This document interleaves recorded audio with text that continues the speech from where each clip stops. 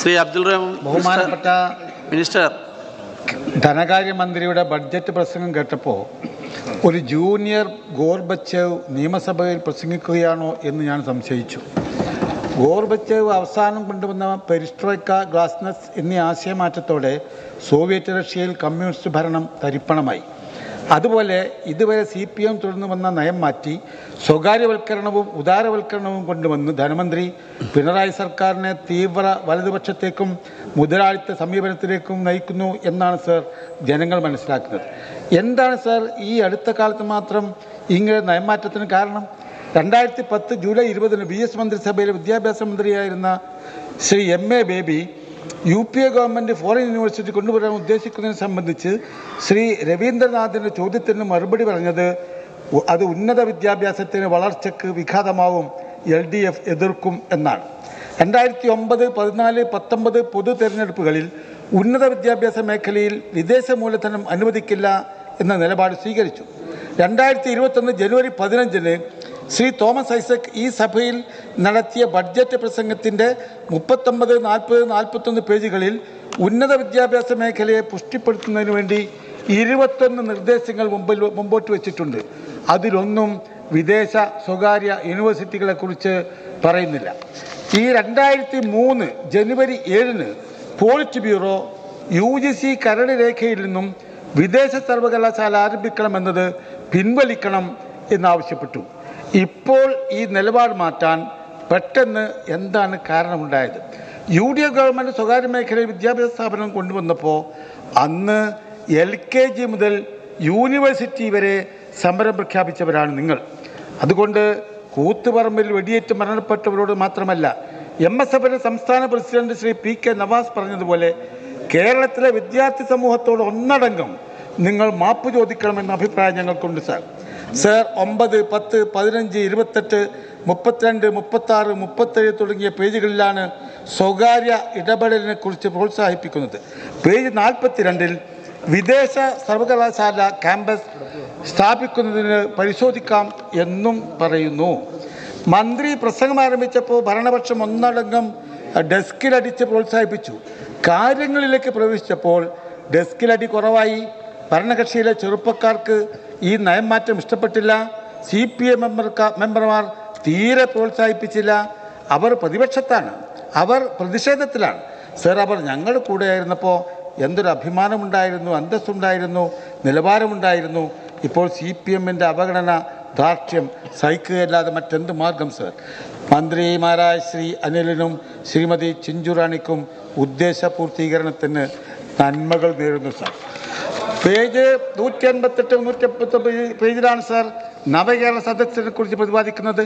Shri Oommen Chandy sir നടത്തിയ എല്ലാവർക്കും സ്വീകാര്യമായ ജനസമ്പർക്ക പരിപാടിക്ക് പകരമായി പ്ലാൻ ചെയ്ത നവകേരള സദസ്സ് ജനങ്ങളുടെ ചിലവിൽ മന്ത്രിസഭാ അംഗങ്ങളുടെ ഒരു ഹൈടെക് ആഡംബര കേരള ടൂറായി മാറി എന്നല്ലാതെ എന്ത് ലക്ഷ്യമാണ് സർ അതുകൊണ്ട് നേടിയത്?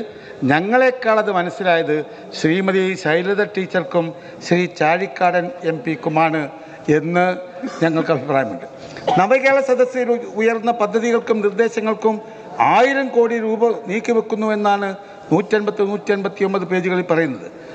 ഞാൻ ചോദിക്കട്ടെ, ഭരണപക്ഷ പ്രതിപക്ഷ MLA-മാർ എല്ലാവരും അവരുടെ മണ്ഡലങ്ങളിൽ ജനങ്ങൾക്കാവശ്യമുള്ള പദ്ധതികൾ, നിർദ്ദേശങ്ങൾ ഈ കഴിഞ്ഞ 8 വർഷത്തിനുള്ളിൽ ഗവൺമെൻറ്റിനും മന്ത്രിമാർക്കും സമർപ്പിച്ചിട്ടുണ്ട്. സബ്മിഷൻ മുഖേന ആവശ്യപ്പെട്ടിട്ടുണ്ട്. MLA-മാർ ആവശ്യപ്പെടാത്ത ഒരു കാര്യവും ഈ സദസ്സിൽ വന്നിട്ടുണ്ടാവുകയില്ല. അതൊന്നും പരിഗണിക്കാതെ ഇപ്പോൾ നവകേരള സദസ്സിന് അതിൻ്റെ ഉദ്ദേശങ്ങൾ നടപ്പിലാക്കാൻ 1000 കോടി രൂപ മാറ്റിവെക്കുന്നു എന്ന് പറയുന്നത് ആരെ പറ്റിക്കാനാണ് സർ? ജനങ്ങളെല്ലാം വിഡ്ഢികളാണ് എന്ന് വിചാരിക്കാൻ പാടുണ്ടോ സർ? മാത്രമല്ല, വിവിധ വകുപ്പുകൾ കീഴിൽ സെക്രട്ടേറിയറ്റിൽ മുമ്പ് തന്നെ 7,89,629 ഫയലുകൾ തീർപ്പാക്കി കിടക്കാനുണ്ട്. നവകേരള സദസ്സിൽ 6,21,270 പരാതികൾ ലഭിച്ചിട്ടുണ്ട്. ആകെ 14,10,899 ഫയലുകളുണ്ട്. എങ്ങനെ സർ ഇത് 2 മാസത്തിനുള്ളിൽ തീർപ്പാക്കും? ഈ മന്ത്രിസഭയുടെ കാലാവധി കഴിയുന്നവരെ സാധിക്കുകയില്ല. കേരള സദസ്സിൻ്റെ അവസാനം നമ്മൾ കണ്ടത് കരിങ്കൊടി, ജലപീരങ്കി, ലാത്തിച്ചാർജ്, കരുതൽ തടങ്കൽ, അറസ്റ്റ്, ജയിലിലടക്കൽ എന്നിവയാണ്. സദസ്സാകെ പാളി. ഇവർക്ക് എങ്ങനെ കരിങ്കൊടി കാണിക്കാൻ പാടില്ല, ഇവർക്കെതിരെ കരികുടി കാണിക്കാൻ പാടില്ല, മുദ്രാവാക്യം വിളിക്കാൻ പാടില്ല. ജനാധിപത്യത്തെ പരിഹസിക്കുന്ന നടപടികളായിപ്പോയി സർ. ഈ കാര്യത്തിൽ മോദി സർക്കാരും പിണറായി സർക്കാരും ഒരേപോലെയല്ലേ എന്നാണ് ഞങ്ങൾ ചോദിക്കുന്നത്.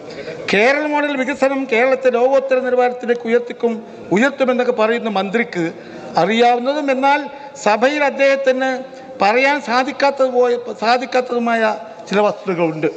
ഒന്ന്, 57,400 കോടി രൂപ കേന്ദ്രത്തിൽ നിന്ന് കിട്ടാനുണ്ട് എന്ന് പറയുന്നത് തെറ്റാണ് എന്ന് MLA-മാരായ കുഴൽനാടനും അതുപോലെ തന്നെ റോജി എം ജോണും ഇവിടെ സമർത്ഥിക്കുകയുണ്ടായി. നിത്യോപയോഗ സാധനങ്ങളുടെ വില ക്രമാതീതമായി വർദ്ധിച്ചു. പെട്രോൾ ഡീസൽ സെസ് ചുമത്തിയത് പിൻവലിച്ചില്ല. പാല്, വെള്ളക്കരം, current charge, auto taxi, bus charge എല്ലാം വർദ്ധിപ്പിച്ചു.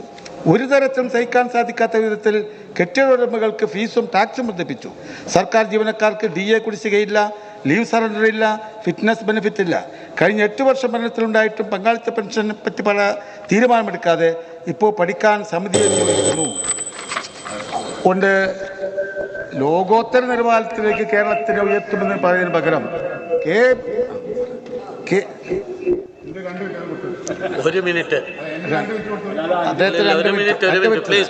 കേരളത്തിൽ ജനിക്കുന്ന ഓരോ കുട്ടിക്കും 1 ലക്ഷം രൂപ അതുകൊണ്ട് ഇവിടെ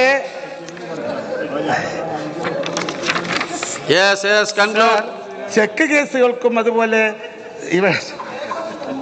ചെക്ക് കേസുകൾക്കും ഫാമിലി കോടതികൾക്കും കേസ് ചുമത്തിയത് ഫീസ് ചുമത്തിയത് അധികമായി പോയി സർ.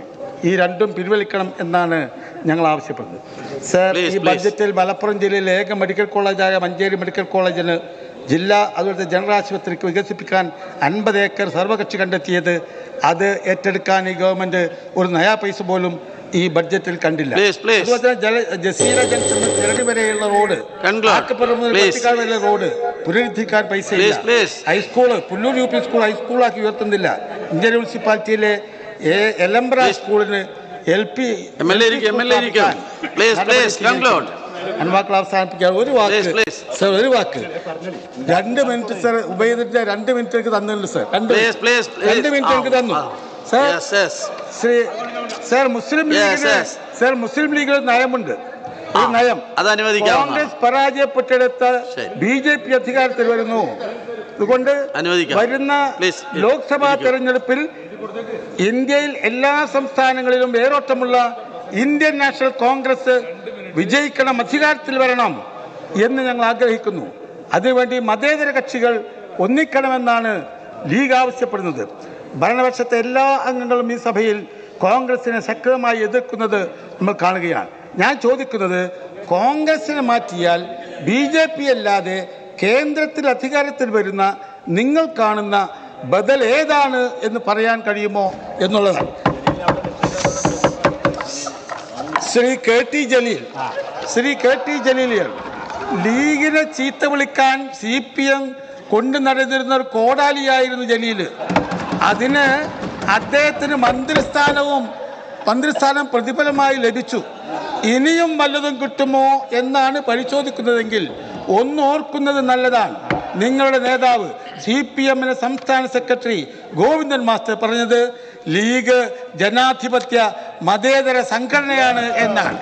പിന്നെ CPM-ന്റെ ഉമ്മറപ്പടിയിലിരിക്കുന്ന അകത്തേക്ക് പ്രവേശനമില്ലാത്ത ജലീലിന്റെ ആരോപണങ്ങൾ ഞങ്ങൾ തീർത്തും അവഗണിക്കുന്നു സാർ.